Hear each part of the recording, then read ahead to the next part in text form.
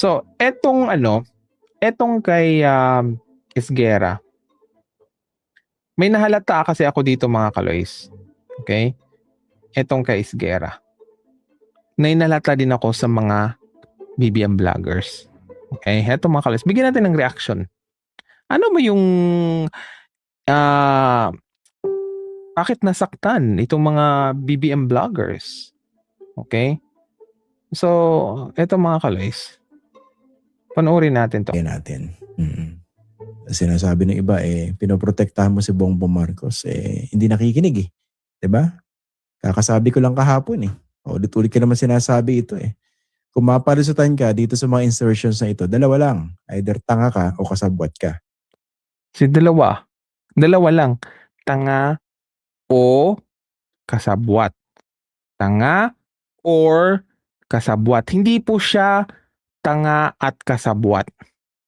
Okay? Kasi yung mga nakikita natin sa mga BBM vloggers, tanga at kasabwat, magkaiba po yung and at saka or. Okay? So, I hope malinaw yun. Pero karamihan sa mga BBM vloggers, parang bakit tinawag na tanga at kasabwat? So, ibig sabihin nun, poor in comprehension, itong mga BBM vloggers, I call them loyaliza. Okay? Kasi kung loyalista yung mga yan, they will know the difference sa leadership ni Marcos Sr. at ni BBM. Sobrang iba. Okay? Nagets yung point ko mga kaloys. Pero kahit alam natin na dilawan itong si Esguerra, di ba, dapat naman wag niyong ipakita na poor in comprehension kayo. Right? It's or. Valid ba yung ano niya?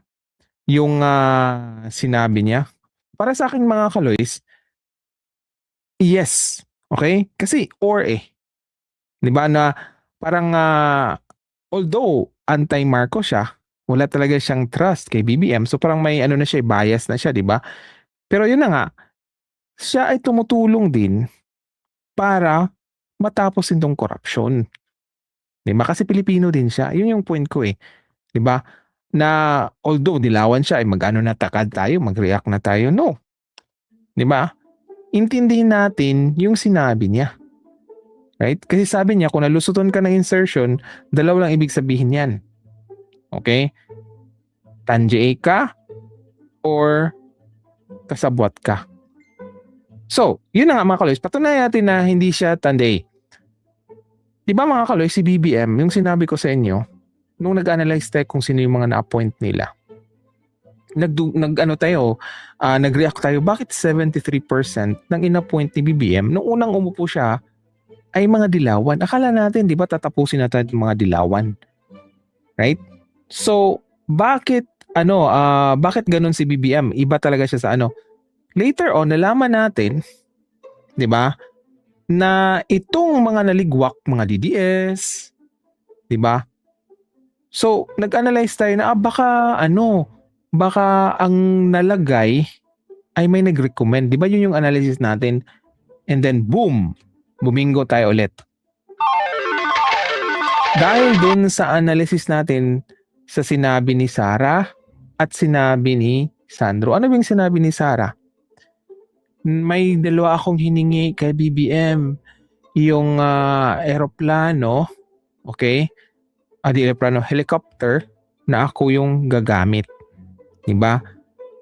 Nakalimutan yung pangalawa mga kaloys, pero yung helicopter talaga ay sinabi niya na gagamitin daw niya kasi uwi siya sa Davao para makita ang kanyang anak. Pero para sa analysis natin, kondisyon nila yun nung election time, yung unit team na BBM, sige, cut-team mo ako, pag nanalo ako, di ba? Yung Department of Defense. Di ba gusto niya maging secretary, kaya lang na DepEd siya. Right? So, hindi nabigay sa kanya. Yung helicopter, hindi rin nabigay sa kanya. Pero ang duda natin mga kaloys, bakit kailangan niya ng helicopter? Hindi para, di ba, pupunta sa kanyang anak araw-araw. Kasi it will take 6 to 8 hours. Okay? Depende pa sa weather. So, malabo po yun na gagawin niya yun araw-araw. May aeroplano naman, di ba? Right? Less than 2 hours lang. So, ang reason sa ating analysis kung bakit kailangan niyang helicopter ay transport ng confidential funds. Kumbaga pera. Kung ano-ano pag i-transport nila dun sa helicopter. Yun yung analysis natin mga kaloys. So, there you go. Mayroong agreement nung eleksyon.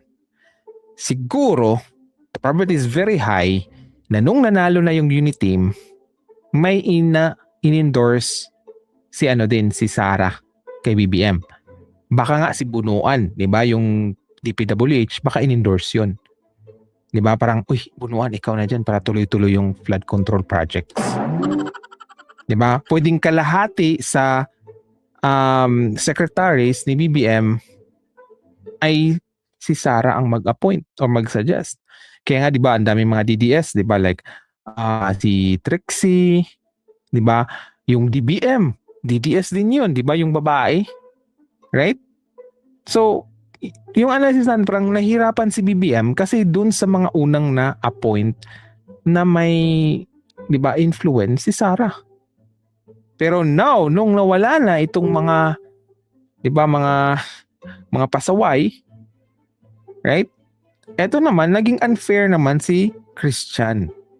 Hindi kasi niya na-analyze yung mga kaloys, yung in-analyze natin na hirap si BBM. Okay? Hirap si BBM dahil nga dun sa mga na-appoint. 'Di ba?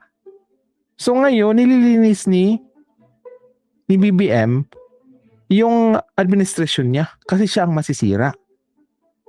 Kaya hindi na-gets ni Christian kung bakit nalusutan siya ng mga insertion. Kasi 'di ba mga appointees, right? Nasaan na si Cabral? Nasaan na si Bunuan? Si Bunuan, di ba? Deny pa. Nasaan na yung DBM? Di ba? Magkasabot yun eh. Pero sino ang nakahuli doon? Si BBM. So dapat palakpakan. Pero syempre, anti-Marcos siya eh.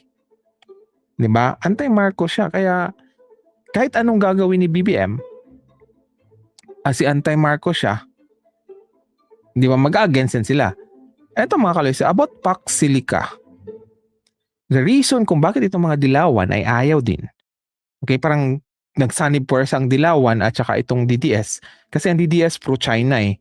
So itong Dilawan, ayaw talaga nila, di ba, na magkaroon ng magandang imahe ang Marcos. Like for example, yung project na Pax Silica, ang daming makinabang, di ba? Ayaw nila nun kasi masisira yung narration nila about sa Marcos. 'Di ba? Hindi lang yung Pax Silica. 'Di ba even yung nuclear power plant, 'di ba? In-discuss na yun na pasok na or sa safety na na audit, wala na, okay na, approve na, 'di ba? Pero nung naupo si Cory, pinastop. Kaya ang daming brownouts, 'di ba? Tapos isisi kay Marcos. 'Di ba? Lahat ng mga proyekto ni Marcos, sisirain nila 'yan para yung narration nila, itong mga yellow facts nila ay paniniwalaan ng tao. Di ba nakaupo na ang mga Dilawan? Si Cory, si Noynoy, may nangyari ba? At karamihan din sa kanyang mga guest ay mga Dilawan. Right? So matagal ko nang alam na Dilawan si Esguerra. Sino pa? Yung si Christian Tan. Di ba? Si Hidarian, mga Dilawan yan. So they are now taking advantage na nag-away ang mga loyalists at mga DDS. Diba? Tinatake advantage nila kasi gusto nila ibalik ang mga Dilawan. Now, papayag ba kayo? Diba? Kayong mga loyalista, papayag ba kayo? Na balik ulit doon sa Dilawan? Diba? Ang dami ring korupsyon sa time ni Noynoy. Nakalimutan na ba yun? Naka-amnesia na ba itong mga Dilawan? Right?